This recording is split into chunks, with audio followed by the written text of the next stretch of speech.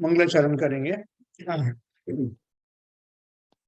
ओम नमः सिद्धेभ्याः जय श्री ओम नमः सिद्धेभ्याः जय श्री ओम नमः सिद्धेभ्याः।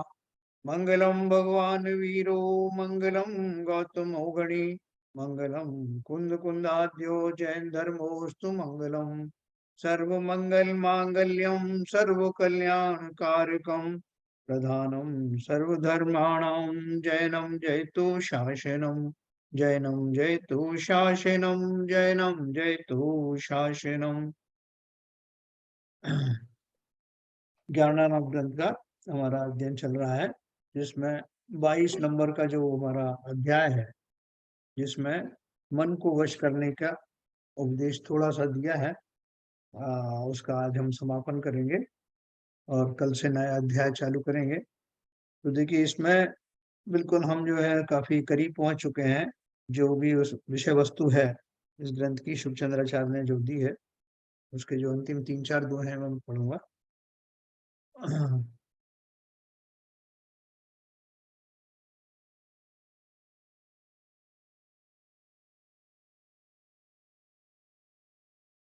ये अपन ने कल पढ़ा था 32 नंबर का। लिखा था, जो योगी शम भाव शास्त्राध्ययन और यम नियमादि से युक्त हैं और जितेंद्रिय हैं तथा जिनके व्रत प्रशंसा करने योग्य हैं, वे भी यदि मन को नहीं जीते हुए हों तो अपने स्वरूप को नहीं जान सकते। भावार्थ है, मन के जीते बिना आत्मा का अनुभव नहीं होता। ये हमारी प्राइम रिक्वायरमेंट ये है। अगला है 33 नंबर। विलीन विषयम शांतम निसंगम त्यक्त विक्रियम स्वस्थम कृत्वा मनः प्राप्तम मुनि भी पदम व्ययम। मुनि गणों को ने अपने मन को विलीन विषय, शांत, निसंग यानी परिग्रह के ममत्व से रहित, विकार रहित, स्वस्थ करके करके ही अव्यय पद को यानी मोक्ष पद को पाया है। अव्यय पद क्यों कहा उनका? मतलब वो नश्वर नहीं है, व्यय नहीं होता। भावार्थ है, जब मन को अन्य विकल्प व विकारों से रहित करके आत्म स्वरूप में स्थिर करे, तब ही मोक्ष की प्राप्ति होती है। देखो, हमारे पास एक कितना बढ़िया टूल है। बहुत सारे लोग बैठे हुए हैं, उनको जो अपन ब्लड प्रेशर उनका चेक करना है, तो अपने वो होता है ना ब्लड प्रेशर मेजरमेंट के लिए वो प्रोब है, वो लगा देते हैं। तो जिन जिन के लगाते हैं उनका ब्लड प्रेशर जो है पता लग जाता है कितना कितना है। तो वो डॉक्टर बिल्कुल निश्चिंत रहता है कि उसके पास में वो इंस्ट्रूमेंट है, और पेशेंट भी निश्चिंत रहता है कि वो इंस्ट्रूमेंट से वह भली भांति जाना जाएगा कि मेरा क्या दशा है।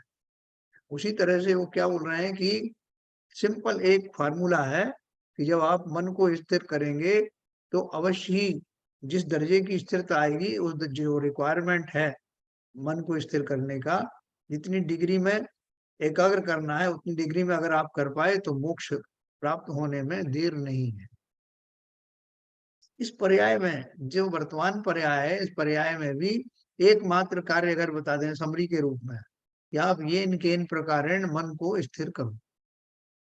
ये बात अलग है कि ये बात छोटी नहीं है।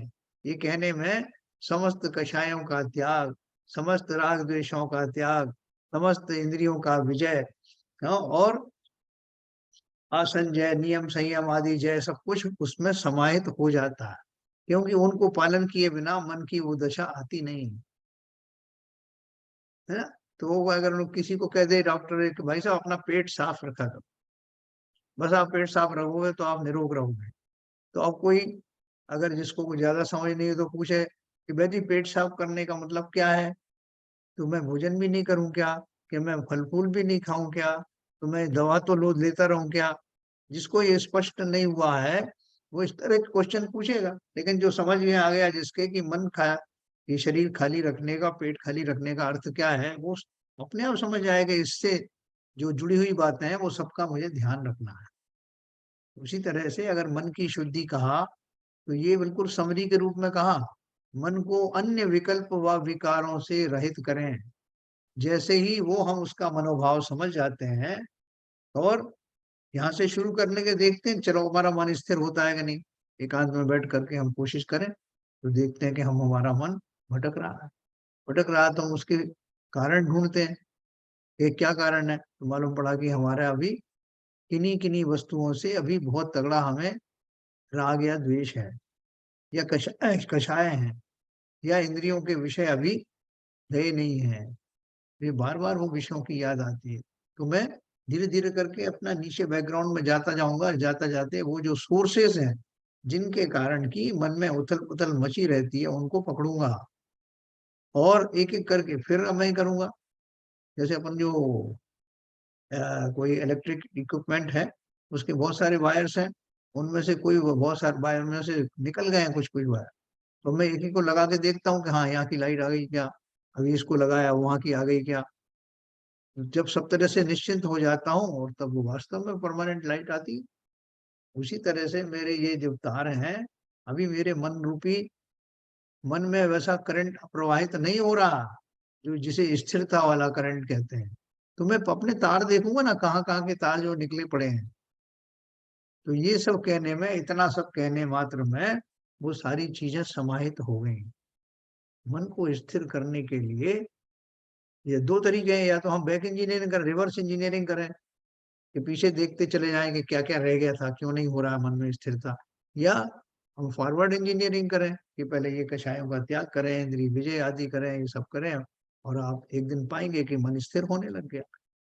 तो सबसे बड़ी बात है ये इनके इन प्रकार हैं, और सबके फार्मूले थोड़े थोड़े अलग होते हैं मन को स्थिर करने के, लेकिन एक फार्मूला कॉमन है कि जब तक मन में किसी भी तरह के विकार रहेंगे तब तक मन स्थिर रहेगा नहीं। और विकारों को दूर करने के फार्मूले सबके अलग अलग हो सकते हैं। तो जब मन को अन्य विकल्प व विकारों से रहित करके आत्म स्वरूप में स्थिर करे तभी मोक्ष की प्राप्ति होती है। इसमें कोई शक नहीं, इसके अलावा और कोई शॉर्टकट है नहीं। ठीक है, अगला है 34 नंबर।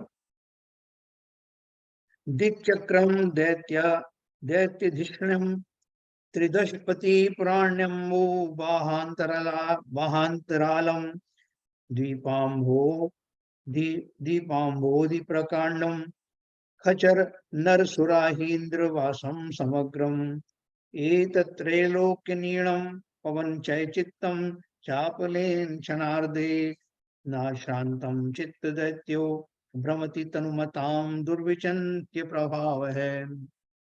जीवों के मन रूपी दैत्य का प्रभाव दुर्विचिंत्य है, किसी के चिंतन में नहीं आ सकता, क्योंकि यह अपनी चंचलता के प्रभाव से दसों दिशाओं में, दैत्यों के समूह में, इंद्र के पुरों में, आकाश में तथा द्वीप समुद्रों में, विद्याधर मनुष्य देव धरणेन्द्र आदि के निवास स्थानों में तथा वात बलियों सहित तीन लोक रूपी घर में सर्वत्र आधे क्षण में ही भ्रमण कर आता है।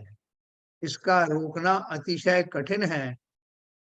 क्या बताया उन्होंने कि जो मन रूपी दैत्य है उसका प्रभाव कैसा है, दुर्विचंत है। एक तो अचिंत शब्द आपने पढ़ा और एक पढ़ा दुर्विचंत। इसका अर्थ क्या है, बुरा विचार, या बुरे विचार के साथ दुर्विचार लगाया है। आवाज आ रही मेरी? हेलो, आ आवाज रही आ है, रही? आ रही है, no problem, it's okay. Continuous. जीवों के मन रूपी दैत्य का प्रभाव दुर्विचिंत्य है, मतलब जो ऐसा है वो मन जिसको कि मैं रोक नहीं पाता हूँ, वो असीम है और किसी के चिंतन में नहीं आ सकता। मतलब कितनी दूरी तक, कितना नीचाई तक मैं गिर सकता हूँ कोई को पता नहीं। एक तरफ अचिंत्य महिमा गई थी, वो पॉजिटिव साइड में कहा था।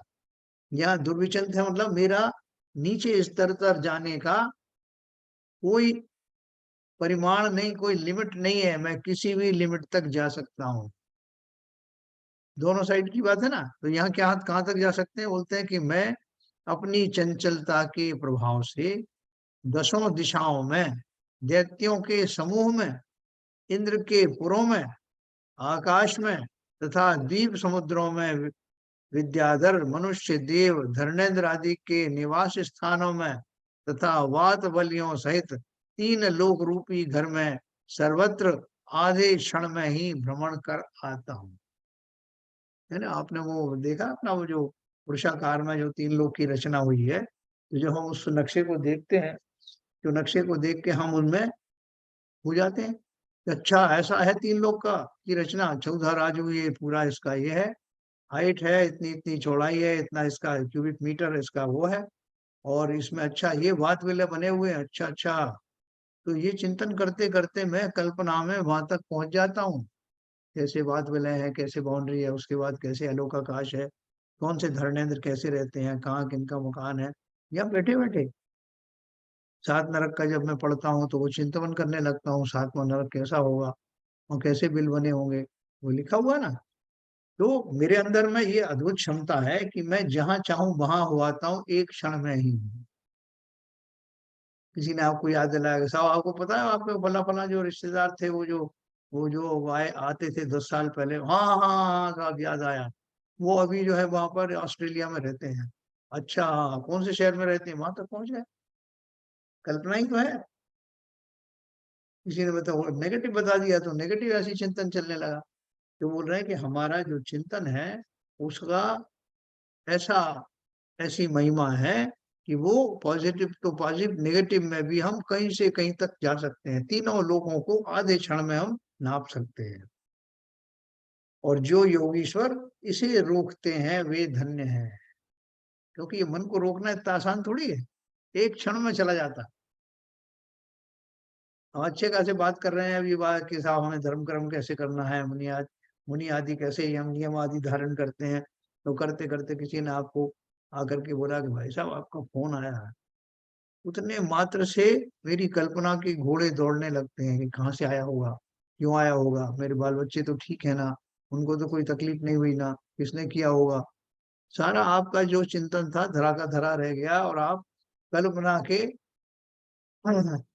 मैं कल्पना के गोते लगाने लगे कल्पना के समुद्र में। तो इसलिए इसको रोक पाना कह देना आसान है, लेकिन रोकना वास्तव में पूरा यत्न पूर्वक जो-जो यत्न अपन ने पढ़े हैं और जो पढ़ने जा रहे हैं, उनके पूर्वक ही वो मन को रोकना होता है। ये सबसे बड़ा कार्य है, जिसे हम स्थिरता कहते हैं, वो स्थिरता यही तो है। तो देखो आगे मालिनी लिखी है प्रशम समय समाधि ध्यान विज्ञान हेतोर्विनय नय विवेकोदार चारित्र शुद्धयै य ईचैति चेतः पनगम पन्नगम दुर्निवारम स खलु जगति योग भ्रात वंद्यो मुनीन्द्र है। इस जगत में जो मुनि प्रशम यानी कषायों का अभाव, प्रशम भाव होता ना, कषायों का अभाव, यम यानी त्याग, समाधि यानी स्वरूप में लय। यम में त्याग जो किया है वो कैसा आजीवन त्याग वाले जो नियम है वो सब यम में आते हैं। यम समाधि स्वरूप समाधि का अर्थ है स्वरूप में लय हो जाना। ध्यान यानी एकाग्र चित्तता और विज्ञान अर्थात विशिष्ट ज्ञान के अर्थात भेद ज्ञान के लिए तथा विनय नय के स्वरूप की प्राप्ति के लिए विवेक के और उदार चारित्र की शुद्धता के लिए चित्त रूपी दुर्निवार सर्प को जीतते हैं।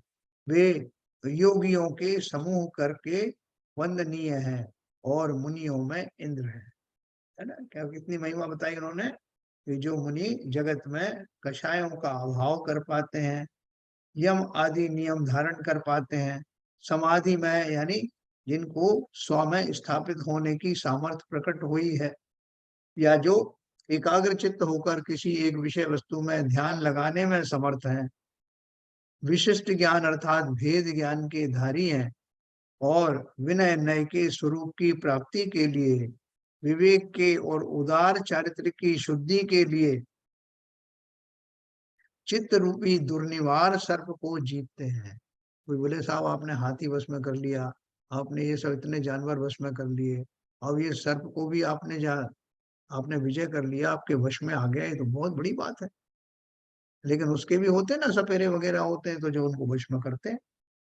ये योगियों के समूह करके वंदनीय अर्थात जिसने ये सारी चीजें सारी स्टेप्स पूरी कर ली हैं, जिन्होंने ध्यान का स्वाद चख लिया, समाधि के रूप में जा करके जो लौट आए हैं, समाधि धारण करने में जो समर्थ हो गए हैं, ऐसे सब प्रकार से उच्च कोटि के गुणों के यथोचित गुणों के धारी जो मुनि है, वे अन्य सब मुनियों में भी श्रेष्ठ हैं, है ना। ये जो उसमें स्टेप्स बताए हैं, ये सब हमारे मोक्ष मार्ग में पड़ेंगी।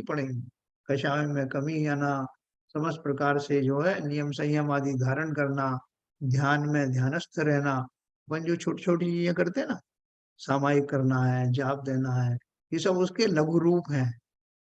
और जब यही बड़बड़ करके इतने इस दशा तक आ जाते हैं, तो हम देखेंगे कि वस्त्र भी उतर गए हमारे, तो और हम वह मुनि बन गए। कब बन गए पता ही नहीं चला, क्योंकि जब मैं इन आचरणों को धीरे धीरे धारण करता हूँ, तो बाह्य उपकरण आदि वस्त्राभूषण सब निकल जाते हैं, अपने आप ही। आपको ध्यान भी नहीं रहे कब आपने उतार फेंके। तो ऐसे योगियों के समूह करके वंदनीय है, और मुनियों में इंद्र है, इनकी प्रशंसा है। इस प्रकार मन के व्यापार का वर्णन किया। यहाँ अभिप्राय ऐसा है कि मन को वश किए बिना ध्यान की सिद्धि नहीं होती, और इसके वश करने से सर्व सिद्धि होती है। पवन वेग होते प्रबल, पवन वेग होते प्रबल, मन भर में सब ठौर, या को वश कर निज रमे, ते मुनि सब शिरमौर। है ना, पवन के वेग से भी अधिक प्रबल है। पवन का वेग तो कितना होगा साहब, 200 किलोमीटर 300 किलोमीटर पर आवर। लेकिन यहाँ तो वेग कैसा है, नाम जरूर पवन का दिया है, लेकिन पवन इसका मुकाबला नहीं कर सकता। ऐसा कोई तत्व ही नहीं है जो मन के भावों को माप सके या उससे स्पर्धा कर सके। तो पवन वेग होते प्रबल, उससे भी कई गुना प्रबल है। मन भर में सब ठोर, और मेरा मन सब तरफ जाता है, भटकता रहता है, कोई ऐसी जगह नहीं जहाँ क्षण मात्र में ये ना पहुंच जाए। तो बोलते साहब सबसे तेज क्या है, बोले साहब लाइट है ना, 1,86,000 मील जाता है 1 सेकंड में। अरे लाइट तो कहाँ लगता है, हम तो एक समय में, जो समय जो है सेकंड से भी कई कई गुना छोटा है, तो उस एक समय में तीनों लोगों की यात्रा करके आ जाता। ऐसा प्रबल मेरा मन है। या को वश कर निज रमे, इसको वश में करके जो निज में अंतर में अपने स्वरूप में विचरण करते हैं, ठहर जाते हैं, ते मुनि सब शिरमौर, ऐसे मुनि ही सब मुनियों में श्रेष्ठ है। इति श्री सुखचंद्राचार्य विरचिते ज्ञानार्णवे योग प्रतिपाधिकारे मनोव्यापार प्रतिपादन स्वरूपम द्वाविशम प्रकरणम समाप्तम। ऐसे 22वां हमारा हमने अध्याय था।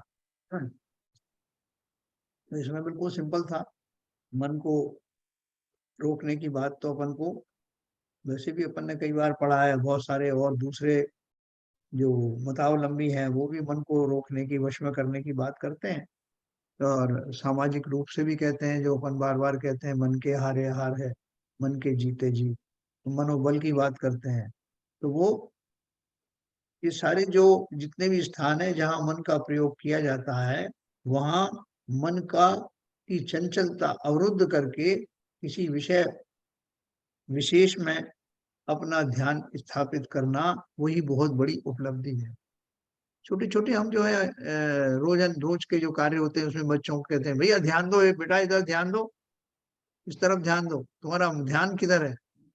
और इस ध्यान का शब्द जो यूज करते हैं वो मन की चंचलता के अपेक्षा से ही करते हैं। तो ये मन की चंचलता रोकना है तो बहुत मुश्किल, लेकिन असंभव नहीं है, क्योंकि अगर असंभव होता तो आज कोई सिद्ध बना ही नहीं होता ना। इससे जाहिर है मेरे कि साथ मेरे हाँ मेरे टच में दूसरे अन्य सनातनी वर्ग वो लोग हैं जो शरीर जी, छोड़ के चले जाते हैं। मतलब शरीर छोड़ हाँ के दूसरी जगह घूम आते हैं, मतलब। हाँ हाँ हाँ तो वो बराबर। ये सब ध्यान की महत्ता है और क्या है। हाँ बिल्कुल बिल्कुल सही कहा आपने। वो जो चिंतन होता है, चिंतन में जैसे कि उनका शरीर एक स्थान पर है, वो मानसिक रूप से दूसरी जगह चले जाते हैं। और कई बार जो है एक दशा और होती है, जो जो दशा में जो बोलते हैं आत्मा के प्रदेश बाहर चले जाते हैं। बहुत सारी अवस्थाएं अपन ने पढ़ी थी। जब युद्ध भूमि में कोई योद्धा लड़ाई करता है, वो जबरदस्त क्रोध आता है, तो उसके आत्मा के प्रदेश अपने शरीर से बाहर तक चले जाते हैं। तो वो वही दशा होती है, बहुत सारे जीवों की होती है कि जो मुख्य शरीर है वो पड़ा हुआ है, उससे कनेक्शन तो रहता है, नहीं तो वो मर जाएगा। वो कनेक्शन आत्मा के प्रदेशों का रहता है, लेकिन आत्मा के प्रदेश बाहर तक निकल जाते है ना। तो वो सब इच्छा से उसकी बात कही जा रही है कि वो सब चले गए और वहां देख करके आ गए ना। समुद्र आत्मा घात कहते कैसे हैं इसे, है? समुद्र घात, समुद्र समुद्र घात घात कहते में भी, समुद्र घात में भी होता है ऐसा, बिल्कुल सही कहा आपने।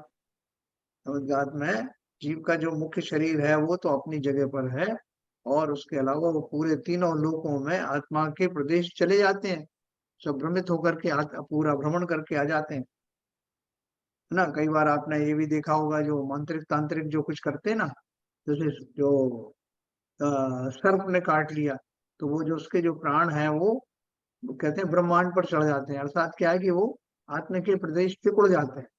तो सिकुड़ जाने से एक जगह केंद्रित हो गया, जैसे ऊपर मस्तिष्क में, बाकी का शरीर निश्चेत हो जाता, जैसे उसमें कोई हलचल रही नहीं। लोग कहते हैं तो मर गया, लेकिन थोड़ी देर के बाद में उसमें किसी और युक्ति के द्वारा प्राण वापस आते हैं। तो वो हम बोल देते हैं साहब तो फिर से जीवित हो गया। तो उसके प्राण गए नहीं थे क्योंकि जितनी आयु है उस आयु के समाप्त हुए बिना जो शरीर है और वो आत्मा के प्रदेश हैं वो सर्वथा अलग नहीं होते। लेकिन ऐसी बहुत सारी युक्तियां होती हैं जिनके माध्यम से आत्म प्रदेश बाहर जाते हैं और फिर वापस आ जाते हैं। जैसे वो आहार पुतला वगैरह निकलता ना, तो पुतला निकलता है, या दो तरह के पुतले निकलते हैं ना, किसी को भस्म करने वाले होते हैं जो तेजस वाले होते हैं, दूसरा आरक शरीर होता है जो कहीं किसी शंका आदि के आने पर तीर्थंकरों के पास जा करके उनके उपदेश ग्रहण करके वापस आ जाता है, लेकिन मुख्य शरीर से वो कनेक्टेड रहता है। तो कुल मिला के हमने जो बात पढ़ी वो यहाँ पर ये है कि सिंपल एक फार्मूला है, और वो फार्मूला क्या है कि मुझे ये इनके इन प्रकार मन को एक एकजुट करने की, एकाग्र करने की विद्या हासिल करनी। तो जो प्राणायाम वगैरह सिखाते हैं, जो और दूसरी चीजें सिखाते हैं, उनका पर्पस मुख्य रूप से यही होता है। जो अनुलोम विलोम सिखाएंगे आपको, जो आज के लौकिक ध्यान आदि हैं, उन सब में भी मन को आप देखेंगे कि वो जो लौकिक ध्यान जो आजकल सिखाते हैं उसमें भी किंचित हमको राहत मिलती है, अच्छा लगता है। तो अच्छा लगने का पर्पस कारण क्या है? कारण वही है, भले ही उसमें आत्मा का ध्यान नहीं किया जा रहा है जैसा किया जाना चाहिए, तब भी और बाहर की विषय वस्तु कोलाहल से दूर हट करके जब मैं थोड़ा ठहराव अपने अंदर लाता हूँ, तो उस स्थिति को आजकल का जो ध्यान है उसको कहते हैं। चाहे वो विपश्यना हो, चाहे SSY हो, चाहे परीक्षा ध्यान हो, या कोई भी ध्यान हो, उन ध्यानों के माध्यम से प्रैक्टिस इसी बात की जाती है कि मेरा चंचल मन किंचित काबू में आए। जब मैं चाहूं तब जिस विषय पर मैं चाहूं वो वहीं खड़ा रहे। होता क्या है, अभी जैसे कुशाग्र जो बच्चे होते हैं जो आगे निकल जाते हैं, और कुछ बच्चे जो नहीं निकल पाते, तो उनको सबक भी याद नहीं होता। इसके पीछे कारण क्या है कि वो उतना कंसंट्रेशन वो ला नहीं पाते, और उनका वो पाठ आदि पढ़ते समय ध्यान और जगह चला जाता है, पूर्ण एकाग्रता के साथ वो नहीं कर पाते। तो हमारा जो सारा इस जो विषय का जो सार है वो इतना ही है कि मैं ये इनके इन प्रकार सब प्रकार से ये पहले ठान लूं कि मुझे अपने मन को वश में करना है, मन भटके नहीं तो मन के साहब क्या करूं साहब, मेरा मन नहीं माना, बोल देते हैं। या मन की मनमानी जो है वो तो मन मत करने दो, ऐसा हमको उपदेश दिया जाता है। तो मन को ही जो है वो ऐसा नहीं है कि जो वो उसका स्वभाव ऐसा है, हमारा जो चित्त है उसका स्वभाव ऐसा है कि वो प्राप्त विषयों में यहाँ वहां भटकता रहता है, उसमें अकिंच शक्ति है ना, उस शक्ति का प्रयोग स्वरूप होता रहता है। लेकिन जैसे कि बलवान हाथी को भी एक छोटा सा अंकुश के द्वारा वो महावत वश में कर लेता है, उसी प्रकार मेरा संकल्प मात्र मुझे ये प्राप्त करना है, अगर वो संकल्प प्रबल है तो मन पर अंकुश अवश्य लगता है। अभी तो हम सोचते हैं कि चलो भटक रहा है तो भटकने तो साहब, हमको क्या नुकसान हो रहा है। अरे सर चलो आज मन कर रहा है कि आज जो है फला फला चीज खाई जाए, आज मन कर रहा है फला जगह चले, और अपन चल देते हैं। दूसरे लोग भी कहते हैं साहब इनका मन कर रहा है तो चलो अपन इनके मन की बात करते हैं अपन भी। तो मन की जो मनमानी है, जो अनकंट्रोल्ड जो हमारे भाव हैं उनको कंट्रोल में अगर मैं ला पाता हूँ, इसकी प्रैक्टिस की जा सकती है, तो अवश्य ही हमें पारलौकिक तो छोड़ो, सबसे पहले लौकिक जीवन में ही बहुत लाभ होने लगे। दूसरा इसमें एक जो अगला चैप्टर है वो राग द्वेष रोकने का वर्णन है। अब ये राग द्वेष रोकने का वर्णन यहाँ क्यों आया? इसके पहले कषायों का वर्णन आ चुका ना। तो राग द्वेष में और कषायों में क्या अंतर है, थोड़ा बताएं कोई।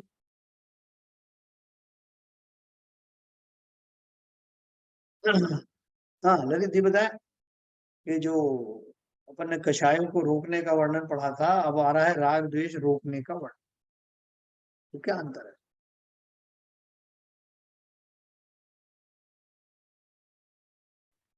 कषाय से शुरू, क्रोध से शुरू किया था और फिर उसके बाद राग मोह मन ये चालू हुआ है।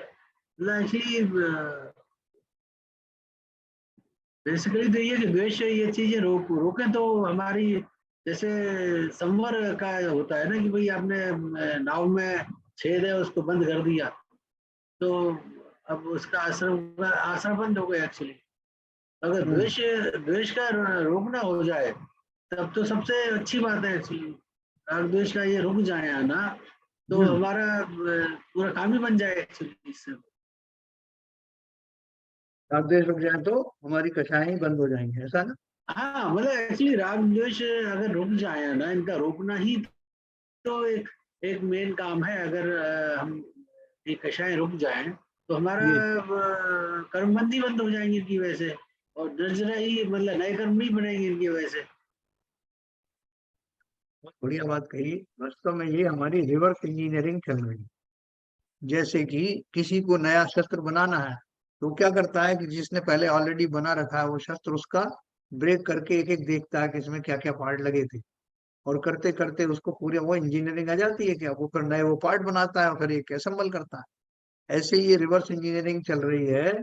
जो हमने पहले जो शुरुआत में जो कुछ पढ़ा, जो कषाय भाव से पहले भी हमने बहुत कुछ पढ़ा था ना, जो इंद्रिय विजय वगैरह जो पढ़ा था, मैं 5 महाव्रत आदि पढ़े थे, और वो सब पढ़ने के बाद में हम रिवर्स में जाते चले जा रहे हैं। तो उसके सूक्ष्म सूक्ष्म विषय जो है वो क्या क्या थे, तो सूक्ष्म सूक्ष्म विषय क्या है, हमने जैसे कषायों के बारे में वर्णन किया। कषायों के पीछे है मन, और मन के पीछे फिर क्या है, राग द्वेष है। क्योंकि मन स्थिर क्यों नहीं हो पा रहा था, उसके कारण बताए जा रहे हैं। मन की स्थिरता में क्या जो है बाधा थी, वो थे वो राग द्वेष। अब वो राग द्वेष क्यों थे, पहले हम राग द्वेष मोटा मोटा जो है समझेंगे, उसके बाद में वो राग द्वेष होने का क्या कारण था वो हम पढ़ेंगे। बिल्कुल जड़ तक जाएंगे, और जड़ तक जा करके वो वेद विज्ञान में आरोहित होकर के हम एक एक चीज निकालते चले जाए कि मेरा मन क्यों नहीं स्थिर हो रहा था। अपन को जैसे बड़ा अनकंफर्टेबल लग रहा है सोने में, हो रहे हैं हमको अचानक से बहुत सारी बाधाएं शरीर में दिखाई देने लगी, तो हम एकदम बैठ करके देखते हैं अपने शरीर में कहीं कांटा चुभ गया क्या, तो कांटा निकाल देते हैं। देखा कि अब मैं खाता में आया क्या, नहीं देखा, नहीं अभी भी नहीं आया ऐसा। तो फिर देखा तो हाँ साहब यहाँ पर एक बिजली चल रही थी, उसकी वजह से नींद नहीं आई थी, उससे उपचार किया। फिर बोले अभी ठीक हो गया, नहीं साहब अभी ठीक नहीं, अभी कुछ नॉर्मल लग रहा है। तो देखा तो कहीं कोई फोड़ा बना हुआ था, उसमें से जो है वो ज्यादा और दर्द शुरू हो गया। मैं धीरे धीरे करके शरीर के समस्त स्थानों में ये चेकिंग करता रहता हूँ कि किन कारणों से मैं मेरा कंफर्टनेस नहीं आ रही, धीरे धीरे करके। इसी तरह से मैं ये सब कर रहा हूँ। मैंने अपनी कषायों को टटोला, ये कषाय मेरी भरी पड़ी है साहब।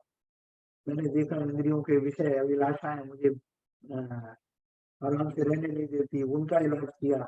ऐसा करते करते फिर मैं आया कि किसी ने कहा था वो मन को वश में करना सबसे बढ़िया है। अच्छा यहाँ तक तो आ गया, मैं मन को वश में करना भी चाहता हूँ, लेकिन उसमें क्या कारण आ रहा है जिससे मन वश में नहीं हो रहा। कि मैंने एक फार्मूला तो प्राप्त कर लिया कि मन को वश में करूंगा तो काम हो जाएगा, लेकिन करूं कैसे? तो करने बैठता हूं तो कुछ कुछ बाधाएं आ जाती हैं, और मैं समझ नहीं पाता कि वो बाधाएं क्या है और क्यों आई। तो ये हमारा जो अगला चैप्टर शुरू होने वाला है, जो हम कल शुरू करेंगे, उसमें राग द्वेष रोकने का वर्णन है। राग द्वेष रोकने का वर्णन भी, वो राग द्वेष आते क्यों है उसका वर्णन आगे होगा। वो करते करते हम वहां पहुंच जाएंगे जहां से हमारा ये भटकाव शुरू हुआ। और उस भटकाव को दूर करने के लिए जो मेरी मान्यताएं पड़ी हुई हैं खोटी शरीर आदि के और अपने स्वरूप के बारे में, वहां तक जाऊंगा और वहां से अपना सुधार चालू करूंगा। फिर मेरी असेंबली चालू होगी। अभी तो मेरा जो डिसमेंटल कर रहा हूँ सब, तो क्यों अनकंफर्टेबल। तो हम ये राग द्वेष का वर्णन करेंगे। तो उसके बारे में क्या, जो आरपी जैन साहब मीटिंग आपकी है कि जल्दी समापन करना है? हाँ आरपी जैन साहब 9:15 रखी है सर हमने। पक्का? तो थोड़ा सा और कर सकते हैं मन शुरू। हाँ बिल्कुल बिल्कुल सर, यू कैन कंटिन्यू। तो ये राग द्वेष का अपन थोड़ा सा पढ़ेंगे, लेकिन इसके पीछे आप समझ लेना भाव क्या है। क्योंकि मुझे मन स्थिर करना था और मन स्थिर अभी हुआ नहीं है, उसका मुझे अभी रीजन पूरी तरह मिले नहीं है। मैंने कषायों में भी मंदता कर ली, मैंने इंद्रिय के विषयों में भी काफी कमी ले आया, मैंने 5 महाव्रत का भी पालन करना शुरू कर दिया और बहुत सारा जो कुछ भी हो सकता था, 12 भावनाओं भी भाने लग गया, लेकिन सब मन तो स्थिर हो नहीं रहा। तो अब बताओ कारण क्या है। मैं इस बात को समझ गया, आपकी बात मैंने मान ली कि हाँ मन को कंट्रोल किए बिना कुछ होगा नहीं, लेकिन हो नहीं रहा। तो हो नहीं रहा तो उसके पीछे क्या होता है। बोले होता क्या है, जब मैं मन वश में करने की बात करता हूँ तो कोई ना कोई, या तो किसी के प्रति राग के भाव आ जाते हैं, किसी के प्रति द्वेष के भाव आ जाते हैं, तो मन स्थिर नहीं हो पाता। तो उन्होंने बोला कि इसको रोक दो। तो कैसे रोकें, अपन पढ़ेंगे आगे।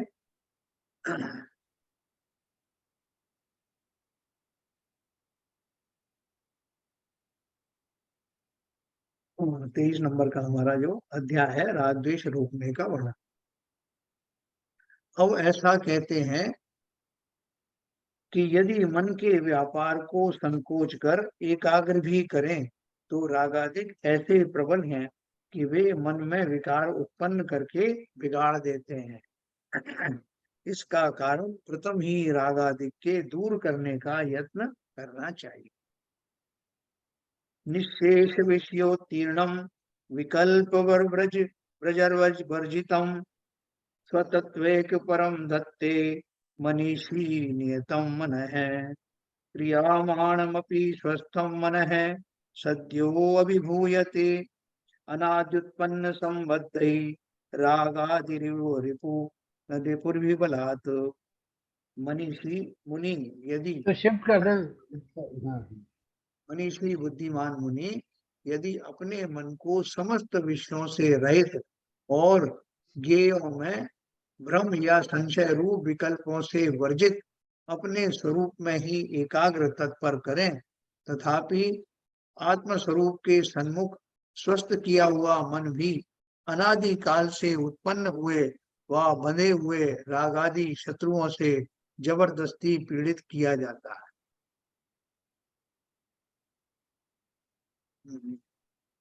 भावार्थ है, मन को रागादिक शत्रु च्युत करके विकार रूप कर देते हैं।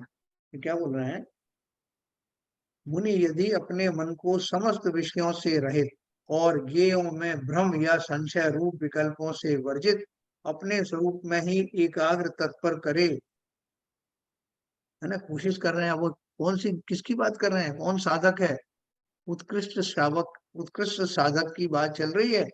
वो महामुनि जिन्हों को समस्त विषयों से रहितता प्राप्त हो गई, इंद्रिय के विषयों पर जिन्होंने विजय प्राप्त कर ली, जिन्हें अब किसी प्रकार का भ्रम नहीं रहा, संशय से रहित हो गए हैं, है?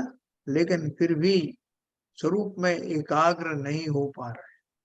तो इसका कारण क्या है, इसका कारण है अनादि काल से उत्पन्न हुए व बंधे हुए रागादि शत्रुओं से जबरदस्ती पीड़ित किया जाता है। एक तोते को पिंजरे में रखा, बहुत दिन तक रखा। शुरू में तो उसने बहुत फड़फड़ाए अपने पंख निकलने के लिए, लेकिन बाद में वो उस पिंजरे में ही अपनी दुनिया मानने लग गया। लेकिन एक दिन उसके जो मालिक है उसको दया आई कि इसको कब तक मैं गुलाम रखूंगा। उन्होंने पिंजरे का दरवाजा खोल दिया, लेकिन वो तोता उड़ने की बजाय उसी में ही मंडराता रहा। क्यों मंडराता रहा, क्योंकि इतने दिन की गुलामी के बाद वो उसी का आदी हो गया। वो स्वतंत्रता का जो स्वाद है, जो आनंद है, वही भूल गया, है ना। आपने कभी अपने यहाँ घर में मवेशी पाली होगी, अपने गाय वगैरह पाली होगी, तो आप देखो कि वो गाय को आपने किसी को बेच दिया, तब भी वो वहां से छूट करके सीधा आपके घर में आ जाती है। वो बार बार जिस नया मालिक है वो आपको शिकायत करता है, साहब ये मेरी गाय आपके पास वापस आ जाती है। उसको थोड़ी मालूम कि आपने क्या कागज साइन कर दिए और कैसे उसको ऊपर हो गई, कि तो जो आदत बनी हुई है जिस खूंटे में बंधने के लिए वो आदि है, वो वापस आ जाती है। तो यहाँ क्या बोल रहे हैं कि इतने काल की अविद्या के कारण मेरा मन कभी एकाग्र हुआ नहीं, उसको एकाग्र होने की प्रैक्टिस नहीं है, इसलिए प्राथमिक समयों में अवश्य ही ऐसा होगा। और हम तो क्या, ऐसे जो समस्त तरह से जो उसके क्वालिफाइड हैं, उन्हीं आदि हैं, जिनके विषयाशक्ति भी समाप्त हो गई, वो भी उस चित्त को एकाग्र करने में बहुत प्रयत्नशील रहते हैं। मन को रागादिक शत्रु च्युत करके विकार रूप कर दे। इसलिए जो अपन ने जो पढ़े ना पहले स्त्री स्वरूप के बारे में, और जो काम आदि को वश में करने का, और इंद्रिय विशेष सब पढ़े, तो उसमें क्या होता है कि वो जो जीव, वो मन है, मन में इतनी वासनाएं भरी हुई हैं, इतने संस्कार पूर्व के बने हुए हैं कि उनके बस से मन को तो इससे कुछ लेना देना नहीं कि आप सब अच्छा काम कर रहे हैं और आप धार्मिक अनुष्ठान में लगे, इसलिए मन को खोटी जगहों पर नहीं जाना चाहिए। मन तो स्वतंत्र है, उच्छृंखल है, कहीं भी जा सकता है। इसलिए आपको कोई गारंटी नहीं है कि आप अगर धार्मिक अनुष्ठान में लग गए हैं, आप इसमें लग गए हैं, तो मन जो है आपको बख्शने वाला है। तो क्या करें साहब, फिर उसको करें कुछ नहीं, पहले ये मान के चलो कि आपकी लड़ाई एक प्रबल शत्रु से है। पहले तो आप मेंटली प्रिपेयर होइए कि आपके जो मन के विषय हैं वो बहुत तगड़े हैं, अंदर से निकल के आ जाते हैं। तो इसलिए जो जो हमने उसकी प्रारंभिक भूमिकाओं में जो उपाय समझे, जो जो अभी मुनि के माध्यम से गए ना, वो सब तो करना ही है। कौन कौन से? मन को समस्त विषयों से रहित और ज्ञेयों में भ्रम संशय आदि से वर्जन। अब उसके बाद की बात होती है, जो हमने अभी तक पढ़ते आए ना, वो उसकी स्टेप्स थी। और वो स्टेप्स में जो अंतिम स्टेप बची है वो क्या है? अंतिम स्टेप बची है कि भले ही मैंने वो सब छोड़ दिए हैं, वर्तमान में बाह्य आचरण में मैं विषयों का भोग आदि नहीं करता हूँ, किसी तरह से उनसे जुड़ा हुआ नहीं, उन्हें बुरा मानता हूँ, नियम संयम मेरे बिल्कुल पल रहे हैं, लेकिन मन में फिर भी विकल्प उठ रहे हैं। बार बार मेरे ऐसे विकारी भाव आ जाते हैं। वो तो अच्छा है कि कोई मेरा मन झांक के नहीं देख पाता, नहीं तो मन में कोई बोलता कि अरे कैसे कैसे भाव आपके अंदर पनप रहे हैं। साहब इसमें मेरी गलती नहीं है, मेरे संस्कार अभी तक भरे हुए हैं, और मन उन संस्कारों को छू छू करके जब आता है तो वैसी वैसी दुर्वासनाएं प्रकट होती हैं। तो क्या करो, वो सब दुर्वासनाओं को निकालो ना, जो एक स्टेप और बची है वो निकालो। वो जो खोटे जो संकल्प विकल्प है, खोटे संस्कार है, उनको निकालो। राग द्वेष कम करो। और साहब कैसे राग द्वेष कम करें, उसका कोई उपाय है नहीं, तो भरे हैं तो भरे। तो उन्होंने बोला देखो आगे क्या बताया मन को रागादिक शत्रु च्युत करके विकार। पहले तो इस बात को एक्सेप्ट करो कि इतना करने के बाद भी बहुत होशियार रहना, ये मन रूपी नाग या मन रूपी दैत्य आपको कभी भी परास्त कर सकता है, इसलिए बहुत सचेत रहना। शत्रु को बोलते ना, का हल्का मत समझना। तो देखो आगे की बात करते हैं 3 नंबर पे। स्वतत्वानुगतम चेतः करोति यदि संयमी रागादय स्थाप्येते क्षिपन्ति भ्रम सागरे। यद्यपि संयमी मुनि निज स्वरूप के अनुगत मन को जय कर लेता है, तथापि रागादिक भाव उसको फिर भी भ्रम रूपी समुद्र में डाल देते हैं। है ना, आपने वो पढ़ा था ना कि वो एक मुनिराज जो है तपस्या कर रहे थे, और तपस्या करते समय उनको थोड़ा सा ध्यान कम हुआ, और उस बीच में कहीं किसी ने एक खरबूजा काटा, तो खरबूजे की जो गंध थी उनके नथुने तक गई, और उनके अपने पूर्व संस्कार याद आए कि कैसा मैं खरबूजे खाया करता था। वो गंध से वो मोहित हो गए, और मोहित होकर के वो ध्यान छोड़ करके उसी में अपनी कल्पना लोक में चले गए कि मैं खरबूजा खा रहा हूँ।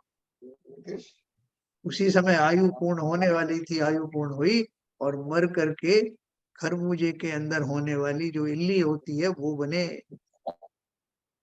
प्रसिद्ध कहानी है ना ये। तो वो जो राग है मुझे कहां से कहां ले जाएंगे कुछ पता नहीं, कौन से स्थान से डिगा करके कहां ले जाएंगे। इसलिए उन्होंने बोला यद्यपि संयमी मुनि निज स्वरूप के अनुगत मन को जय कर लेता है, तथापि रागादिक भाव उसको फिर भी भ्रम रूपी समुद्र में डाल देते हैं। ये आपको जो राग द्वेष की पहले महिमा बता रहे हैं कि वो कितना बलवान है, कितना समर्थ है, फिर उसको भी हराने की अपन जो है उपाय पड़ेंगे। तो ये इसको उसकी स्ट्रेंथ समझो आप कि संयमी मुनि को भी वो पल भर में कहां से कहां पटक देता है। चौथा नंबर है आत्माधीनमपि स्वांतम सद्यो रागहि कलंकयते अस्ततन अस्ततंद्रे तंद्रे रतः पूर्वमत्र यत्नो विधीयताम। आचार्य महाराज उपदेश करते हैं यत्नो विधीयताम। जैसे आचार्य महाराज उपदेश करते हैं कि अपने अधीन यानी वश में किया हुआ मन भी रागादिक भावों से तत्काल कलंकित किया जाता है।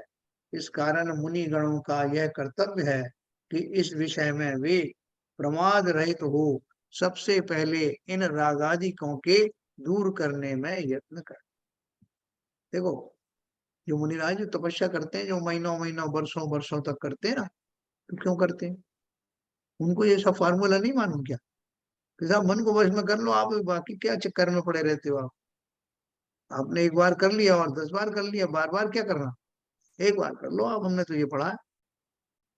तो बोलते हैं भैया ये अनादिकालीन संस्कारों से ग्रस्त ये मन कब अपने एकाग्रता को खो दे, कब अपने पूर्व स्वभाव यानी चंचल पने में आ जाए पता नहीं, कब कौन से विषयों में आकृष्ट हो जाए मुझे पता नहीं। अपन बहुत बार कहते हैं ना साहब देखो ऐसा है कि मैं अपनी बदनामी सह सकता हूँ, अपना अपमान सह सकता हूँ, मैं गरीबी में रह सकता हूँ, मगर मेरे बच्चों को अगर आपने कुछ किया तो फिर मैं बर्दाश्त नहीं कर। सबकी अलग अलग जो है वो है ना लेवल है, तो साहब यहाँ तक तो कर लूंगा, इसके आगे नहीं करूंगा। और बोले साहब वैसे तो मैंने सब चीजें छोड़ दी हैं, लेकिन कोई अगर जो है सामने प्लेट लगा के ले ही आए और वो सब मेरे जो जिन्हें मैं पसंद करता था वो सब व्यंजन ले आए, तो फिर तो साहब मैं मुझसे रोका नहीं जाता। तो क्या तुमने कंट्रोल किया?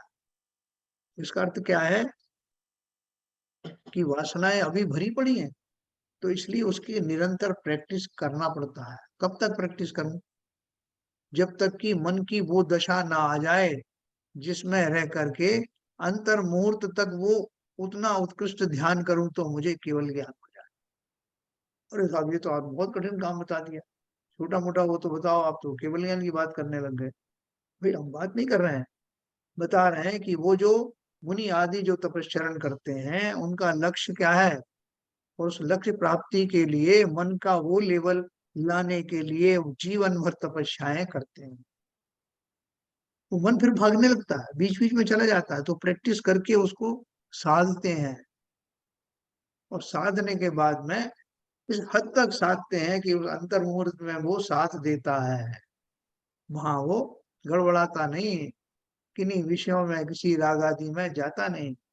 उसकी प्रैक्टिस करने के लिए, उसको अभ्यस्त करने के लिए, उसको साधने के लिए ये वर्षों तक तपस्याएं की जाती। तो जो मुनि याद है जैसे 1000 साल तक आदिनाथ भगवान ने तपस्या की, तो क्या किया तपस्या में? उनको भी कमी थी क्या? इतने बलवान शरीर के धारी है, उत्कृष्ट संगनन के धारी, और जिनका निश्चित ही था कि वो मोक्ष जाएंगे, उसके बाद और ध्यान में सब रत थे, किसी तरह का जो है आहार आदि में आसक्ति नहीं। लेकिन ऐसे मुनि एक साल तक का तो उनको आहार मिला ही नहीं, फिर भी कुछ नहीं फर्क पड़ा। उस सब के बावजूद भी उनको 1000 साल क्यों लगे? जो जो समय जिसको लगते हैं, किसी को 12 साल, किसी को 4 दिन, किसी को 6 दिन, वो सब लगता है ना, लेकिन उतना सब करने की जरूरत क्यों पड़ गई? ये सब नियम पालन करने वाले हैं। लेकिन वो जो यथा योग्य स्थिति है जिसमें मन इतना संपूर्ण रूप से सध जाए कि वो अंतिम अंतर मुहूर्त में श्रेणी आरोहण के समय किसी तरह का और विकल्पों में ना उलझे, उस दशा को प्राप्त करने के लिए मुनि आदि निरंतर तपस्चरण परिचय जय आदि किया कर, है ना। तो देखो दो तीन चीजें अपन को मालूम पड़ गई। हर एक को तो आचार्य बताते नहीं, जो उसके योग्य नहीं है, जो एलिजिबल नहीं है, उनके लिए उपदेश नहीं है। उपदेश उनके लिए है जो जिन्होंने आचार्यों ने जान लिया है कि ये भव्य जीव हैं, और भव्य नहीं निकट भव्य जीव हैं, जो इस साधना को कर सकते हैं। थोड़ा सा ही इनको बताने की देर है, ये अवश्य ही उस मार्ग में पारंगत हो जाने वाले हैं। ऐसे हम और आप सब लोग आचार्यों की नजर में एलिजिबल हैं, पात्र हैं, और अवश्य ही ये जो हम कुछ जान रहे हैं, इनके द्वारा हमने ये तो जान लिया कि मन जो है को वश में करना बच्चों का खेल नहीं। इसलिए सब तरह से सावधान कर दिया कि नहीं तो कोई समझे इसको हल्के में ले लेगा। यार साहब अभी करके बताता हूँ, मन को बचपन में मैंने 3 दिन के लिए फला चीज छोड़ दी थी, 4 दिन के लिए ये कर दिया था साहब, 1 महीने से 1 साल से मेरा ये नियम चल रहा है, अभी बताओ क्या करना है, मन को अभी वश में कर लेता हूँ। तो उन्होंने बताया कि इतना आसान नहीं है भैया। ये क्यों आपको डिफिकल्ट बताया? क्योंकि जिसके कारण से आप सब तरह से तैयार रहें, मन भटकेगा बीच बीच में, फिर वापस ले आना। तो इसलिए उन्होंने कहा अपने अधीन किया हुआ मन भी रागादिक भावों से तत्काल कलंकित किया जाता है। इस कारण मुनि गणों का यह कर्तव्य है कि इस विषय में वे प्रमाद रहित हो सबसे पहले इन रागादिक के दूर करने में यत्न करें। जैसे अपन को कोई चीज समझ में आ जाती है, कोई चीज में हम पारंगत हो जाते हैं, तो हमको एक ओवर कॉन्फिडेंस हो जाता है, अरे साहब वो तो मैं कर लूंगा साहब। भैया ठीक से रख लिया, सब यात्रा में जा रहे हैं, सब सामान वामान ठीक से रख लिया, आपकी हेल्थ वेल्थ सब ठीक है, दवा वगैरह सब रख लिया साहब, हम रोज तो रखते हैं। लेकिन हमने अगर मान लो अच्छे से चेक नहीं किया, अच्छे से इंतजाम नहीं किया, तो हो सकता है कोई चीज छूट जाए। तो लेकिन हमारा प्रमाद ये नहीं कहता कि उसमें टाइम लगाया जाए, भैया एक बार फिर से चेक कर लो, अरे सर कर तो लिया साहब, आप क्या बार बार रिमाइंड कर रहे हो, सब है, सब तैयारी। मालूम पड़ा कि थोड़ी दूर गए तो मालूम पड़ा फला चीज छूट गई, आपकी ढिमकी चीज छूट गई, यात्रा में जा रहे थे आपका मोबाइल रह गया, है ना। तो वो कहते हैं कि मोक्ष मार्ग में जाने वाले जीवों को हर क्षण सतर्क रहना है, सावधान रहना है, बार बार चेक करना है कि कहीं कोई राग आदि पनप तो नहीं रहा। सभी समस्त प्रमाद से रहित, मतलब असावधानियों से रहित होकर के मैं इतनी बड़ी यात्रा पर निकला हूं। इसलिए हर क्षण चेक करना सारे कनेक्शन बराबर है कि नहीं।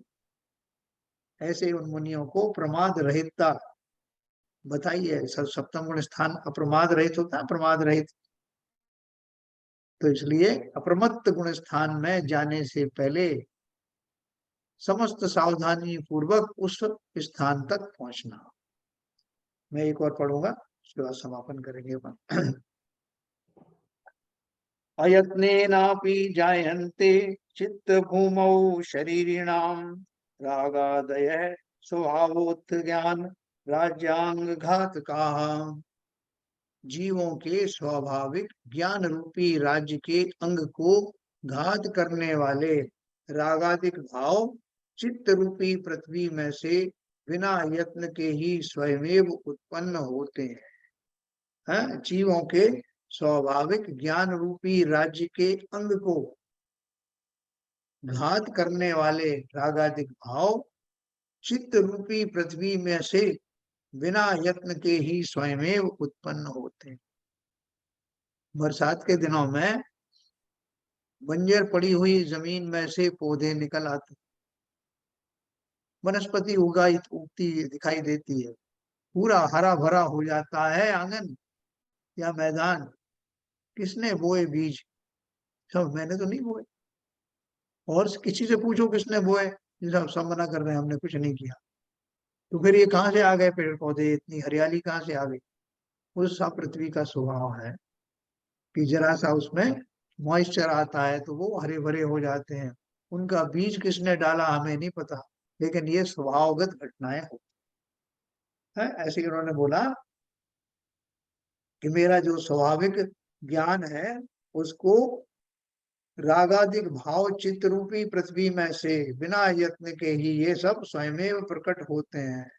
ये रागादि भाव हैं मेरे चित्त में बहुत गहरे तक धसे हुए हैं। और उसका कारण क्या है?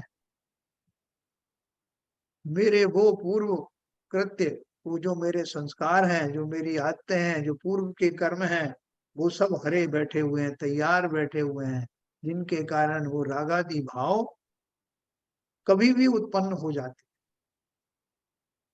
साहब ये तो बड़ा मुश्किल काम है कि मेरे सारे प्रयत्नों के बावजूद भी वो अपने आप चले आते हैं। मैंने प्रतिज्ञा की कि मैं जमीन में कोई बीज नहीं डालूंगा, कोई खाद नहीं डालूंगा मैं यहाँ आऊंगा ही नहीं, लेकिन फिर भी साहब ये सब कहाँ से आ जाते? ऐसे ही अनादि काल के मेरे संस्कारों के कारण से ये राग द्वेष कब उत्पन्न फिर से हो जाते। तो कल अपन इसके बारे में और आगे पढ़ेंगे। ये बहुत बारीक सब्जेक्ट्स हैं और ये इनको जाने बिना जो हमने एक फार्मूला बनाया है कि मन को इस हद तक और इतने समय तक रोक के रखना। कहाँ रोक के रखना? उस ऊंचाई पर। अपनी अपनी भूमिकाओं में, अलग अलग भूमिकाओं में मन को हम रोक लेते हैं। मैंने मन मार के ऐसा कर दिया साहब, मैंने मन मार के कर दिया।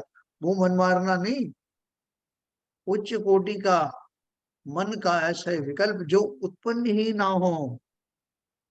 अभी उस जमीन में से उग रहे हैं, इसका मतलब हमें कहीं ना कहीं कुछ तो उसमें है, इसमें से वो वनस्पति पैदा हो रही। रेगिस्तान की जमीन ऐसी कि वहां पैदा होती नहीं। तो मेरे अंदर में अभी कुछ तो है, कुछ तो ऐसे अंकुर पड़े हुए हैं, कुछ तो बीज ऐसे पड़े हुए हैं जिनके कारण कि वो मेरा मन स्थिर नहीं हो पाता। तो कल अपन इस विषय में और पढ़ेंगे कि वो क्या क्या चीजें हैं। तो 1 मिनट के लिए आपको कुछ कहना हो किसी को तो बात करते हैं, जिनवाणी स्थिति करेंगे। ठीक लग रहा है साहब सबको? मन स्थिर हो रहा है क्या? हो रहा है कुछ कुछ?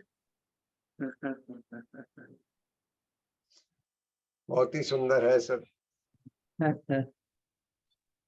देखो अपन ने बहुत बार शास्त्र वगैरह बहुत पढ़े होंगे, लेकिन इतनी गहराई से जो मेन टॉपिक्स हैं, जो जिसके किए बिना मोक्ष जाया नहीं जाता, वो हमें पढ़ने को मिले। अद्भुत हमारा भाग्य है। इस भाग्य की कितनी सराहना करें। ऐसे शिवचंद्राचार्य जैसे समर्थ आचार्य हमें मिले और वो पुस्तक के रूप में जो उनकी मर्म भरी वाणी है, वो न केवल हमको सुनने का अवसर मिला बल्कि समझ में भी आ रहा है। इससे बड़ा भाग्य का क्या उदय हो। हमारी कषायें परत दर परत बढ़ी जा रही है, जितनी अंदर बसी हुई है ना, एक के बाद एक लेयर लगी है। लेकिन लग तो रहा है कि इस बार जो है वो पेनल्टी कॉर्नर मिलने वाला बेड़ा पार कराने वाले हैं आप। है। ये ऐसा अंदर से नहीं, तो जो है वो कषायें इतनी जमी हुई है कि हमें आवाज तक नहीं होता। बिल्कुल सही कहा, बिल्कुल सही कहा। तो चलिए साहब जिनवाणी स्तुति करेंगे। शायद बाबूजी तो निकल गए आपके।